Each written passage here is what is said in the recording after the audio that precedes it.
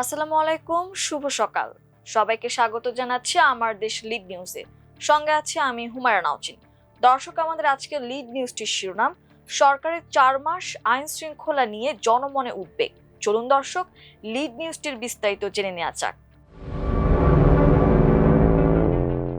মাদক বিস্তার, কিশোর গ্যাংয়ের উৎপাত, সরকারি দলে অভ্যন্তরীণ বিরোধে খুনোখুনি, একের পর এক নৃশংস হত্যাকাণ্ড, ধর্ষণ, ডাকাতি, ছিনতাই সহ প্রকাশ্যে কোপাকুপি, অপহরণ সহ বহুবিধ অপরাধের ঘটনা ঘটে চলেছে। কোনো অপরাধের খবর পেয়ে পুলিশ ঘটনাস্থলে যাওয়ার পর খোদ পুলিশের ওপর চড়াও হচ্ছে বিক্ষুব্ধরা। এসব ভিডিও সামাজিক যোগাযোগ মাধ্যমে ছড়িয়ে পড়ার পর সামাজিক অস্থিরতা আরও বাড়ছে। ভিডিওগুলোয় শোনা যাচ্ছে, বিচার হবে না, আমরা বিচার করব।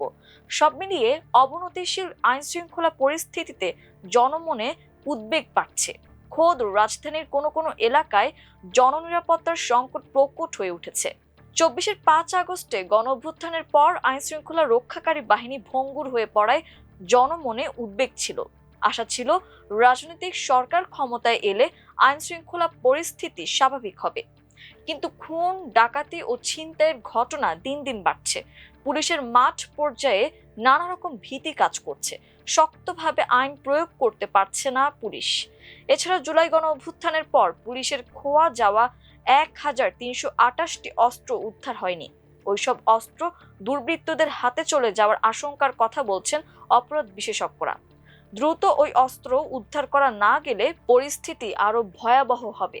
পুলিশ বলছে, ভীতি কাটাতে পুলিশের বিভিন্ন মোটিভেশন ট্রেনিং এর আয়োজন করা হয়েছে। পাশাপাশি পুলিশের গাড়ি সহ অন্যান্য সুযোগ সুবিধা বৃদ্ধির চেষ্টা চলছে। অপরাধ বিজ্ঞানীরা বলছেন, বিভিন্ন কারণে সমাজে বিশৃঙ্খলা সৃষ্টি হচ্ছে। সামাজিক সমস্যার সমাধান ও পুলিশকে শক্তিশালী করা না হলে পরিস্থিতির উন্নতি হবে না। এ বিষয়ে পুলিশ সদর দপ্তরের এআইজি AHM শাহাদাত হোসেন আমার দেশকে বলেন, আইন হাতে তুলে নেওয়ার যে কোনো চেষ্টার বিরুদ্ধে তাৎক্ষণিক ব্যবস্থা নেওয়া হচ্ছে।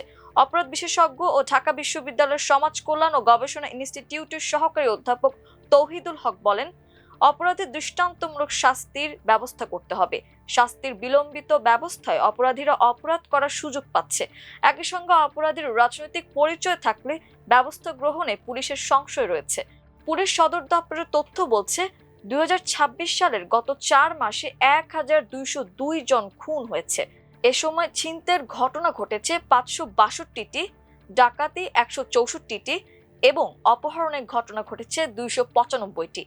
এছাড়া চুরির ঘটনা ঘটেছে 2666টি।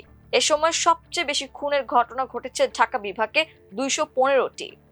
মানবাধিকার সংস্থা হিউম্যান রাইটস সাপোর্ট সোসাইটির তথ্য বিশ্লেষণ করে দেখা গেছে, চলতি বছরের মে মাসে মব সহিংসতায় প্রাণ হারিয়েছেন 31 জন, আহত হন 68 জন।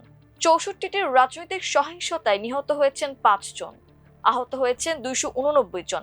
305 নারী ও কন্যা শিশু নির্যাতনের শিকার হয়েছে। 76 নারী ও কন্যা শিশু যৌন নিপীড়নের শিকার হয়েছে। সংঘবদ্ধ ধর্ষণের শিকার হয়েছে 17 নারী ও শিশু। গত শনিবার চট্টগ্রামের রাউজানের জনাকীর্ণ এক বাজারে যুবদল নেতা মাসুদুল হক চৌধুরীকে প্রকাশ্য দিবালোকে গুলি করে হত্যা করা হয়, যার সিসিটিভি ফুটেজ সামাজিক যোগাযোগ মাধ্যমে ভাইরাল হয়। 5-7 জনের সশস্ত্র সন্ত্রাসী দল গুলি ছুটতে ছুটতে পালিয়ে যাওয়ার দৃশ্য দেখে আইন শৃঙ্খলা রক্ষাকারী বাহিনীর দুর্বলতাকেই দায়ী করেন সবাই। গত 4 মে খুলনা নগরীর লবণচড়া থানা এলাকার কোবা মসজিদ সংলগ্ন এলাকায় রাজু হাওলাদার নামে এক যুবককে গুলি করে দুর্বৃত্তরা।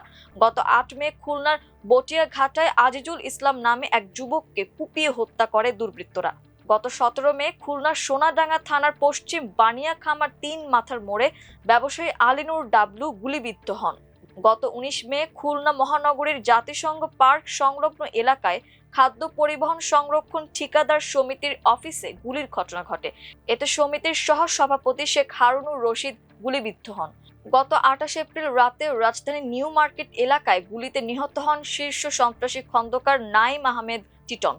এর আগে 12 এপ্রিল বিকালে মোহাম্মদপুরে এলেক্স ইমন নামে এক যুবককে প্রকাশ্যে কুপিয়ে এবং 15 এপ্রিল গভীর রাতে আসাদুল হক নামে আরেক যুবককে ছুরিকাঘাতে খুন করা হয়। 14 এপ্রিল রাতে যাত্রাবাড়ির কাজলায় পাওনা টাকা নিয়ে বিরোধের জেরে কলেজ ছাত্রী মাহাদিয়া হাসানকে কুপিয়ে হত্যা করা হয়। 15 মার্চ রাতে কেন্দ্রীয় শহীদ মিনার এলাকায় কন্টেন্ট ক্রিয়েটর রাকিবুল ইসলামকে গুলি ও কুপিয়ে খুন করা হয়। এতে জড়িতদের ধাওয়া দিলে শিহাব নামে একজন ধরা পড়ে এবং তাকে পুলিশের কাছে সোপর্দ করা হয়। গত 11 এপ্রিল কুষ্টিয়ার দৌলতপুরের ফিলিপ নগরে নিজের দরবার শরীফে পীর আব্দুর রহমান শামীমকে কুপিয়ে ও পিটিয়ে হত্যা করা হয়। 26 এপ্রিল চট্টগ্রামের রাউজানে দুর্বৃত্তদের এলোপাতাড়ি গুলিতে প্রাণ হারান যুবদল কর্মী নাসির উদ্দিন। গত 19 মে রাজধানীর পল্লবীতে 7 বছরের ছোট্ট নিষ্পাপ শিশু রামিসা আক্তারকে ধর্ষণের পর হত্যা করা হয়। গত 17 মে রাজধানীর মুগদার মান্ডা এলাকা থেকে পলিথিনে মোড়ানো মাথাবিহীন লাশের 7 টুকরা উদ্ধার করে পুলিশ। মোকাররম নামে ওই ব্যক্তিকে প্রেম ও আর্থিক লেনদেনকে কেন্দ্র করে হত্যা করা হয়।